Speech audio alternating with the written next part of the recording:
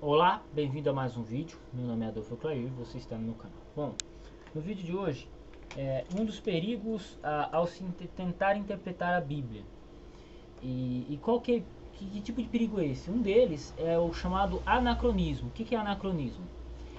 É você tentar aplicar algo que você utiliza hoje e achar que nos tempos antigos eles faziam a mesma coisa. É, o anacronismo, ele matei um. Aqui não tem pena de mosquito não. O, porque tem gente que acha, desculpa a perca de raciocínio, me perdoe mesmo. Então assim, você achar que o pessoal do tempo antigo praticava é a mesma coisa que você achar que um índio em 1500 dirigia carro. Tipo assim, mavericão. Tipo assim, imagina dois índios postando racha no meio da floresta. Não tinha nem estrada. Eles nem dominavam o metal, para ser mais exato. Então, eu achar que um índio dirige carro no período de 1500 é um anacronismo, entendeu? A mesma coisa a gente comete com a Bíblia. Então, por exemplo, muitas vezes eu vejo muitas pessoas tentando fazer explicações mirabolantes sobre Gênesis 1, né? Porque no Gênesis capítulo verso 1 e verso 2 você tem um espaço e depois você tem toda a criação posteriormente. Na verdade, Moisés não estava preocupado com o que você acha hoje. Ele só estava dizendo quem era o Criador dos céus e da terra, que é Deus. Então, quando você lê Gênesis 1, lembre-se que Moisés ele estava em mente apresentando para uma nação, um povo que ele estava tirando do Egito, apresentando o Deus verdadeiro, contando as histórias dos seus ancestrais, as suas origens. É por isso que Bereshit é origem, né, no princípio. Moisés estava dizendo os princípios. Agora, ele não estava preocupado com questão científica, ele não estava preocupado com o vácuo, com isso, com aquilo, porque isso são coisas posteriores. Esse negócio de teoria da evolução, por exemplo, ele de certa forma é uma coisa posterior, é algo que vai ser sistematizado posteriormente, principalmente com Charles Darwin. Só que, por exemplo, Moisés, quando ele escreve o Gênesis, ele não tinha esse viés evolucionista. Só que você tem pessoas hoje, atualmente, que elas são evolucionistas. Só que elas se dizem crer na Bíblia. Aí o que elas fazem? Elas tentam encaixar a Bíblia na teoria delas. E aí elas vão dizer assim, olha, porque os 7 dias da criação não são 7 dias literais. São 7 eras. Entende? São 7 eras. Então, você tem 7 eras, aí eles vão colocar com período Cretácico, com período não sei o que, com isso, com aquilo. Tá vendo? Então isso aqui é isso. Só que eles estão cometendo um anacronismo bíblico, né? Porque o autor não tinha essa intenção. O autor ele simplesmente diz: no primeiro dia, segundo dia, terceiro dia, quarto dia, quinto dia, sexto dia. Se você acha que eu estou viajando, é só você ler Êxodo 20. Êxodo 20, principalmente o verso 8.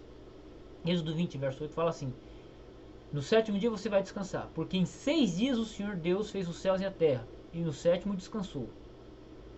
Então veja que o próprio Moisés, ele além de dizer que em Gênesis 1 são 7 dias literais, em Êxodo 20 ele reforça essa ideia. Então, quando você lê a Bíblia, eu não estou aqui falando por questão doutrinária, estou falando de questão interpretativa. Quando você lê a sua Bíblia, lembre-se, eu quero que você se lembre, que você foque, que Moisés tinha uma intenção, e não era uma intenção científica, não era uma intenção teológica, não era uma intenção moderna.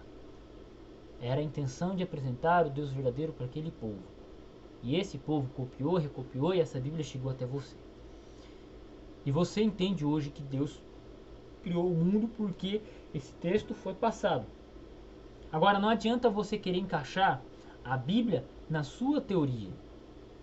Ou a sua teoria se encaixa com a Bíblia, ou você deixa de ler a Bíblia.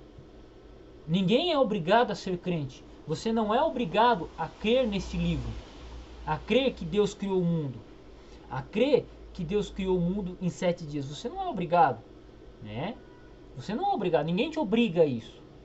Só que ou você é fiel às fontes que relatam sobre esse Deus, ou seja sincero consigo mesmo, não minta para si mesmo. Entende?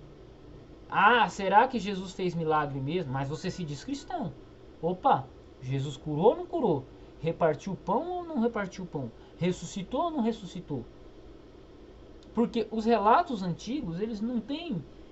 Não é que eles não tenham muito a ver com a modernidade, mas eles não tinham enfoques literários como nós temos hoje.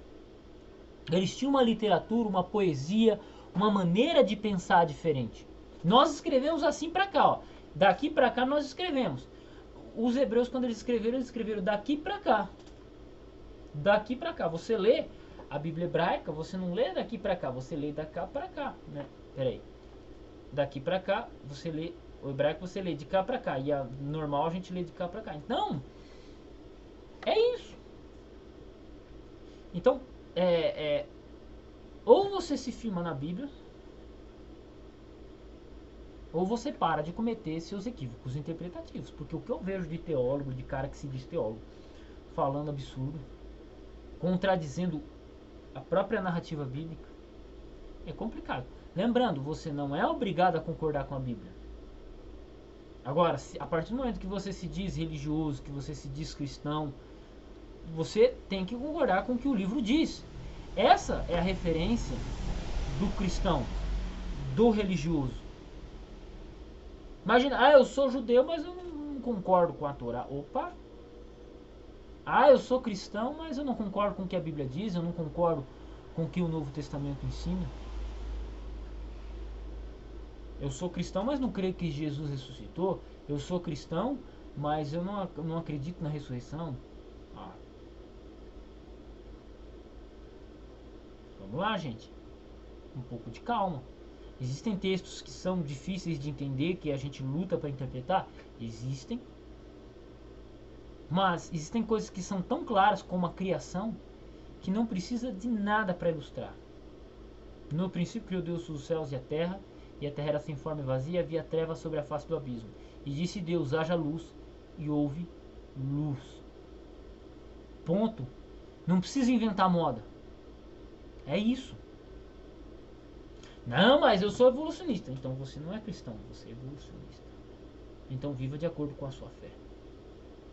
Mas pare de mentir para si mesmo. É isso. Deus abençoe seus estudos, Deus abençoe sua vida e tamo junto no campo de batalha. Aguardo vocês aí no estudo mais profundo.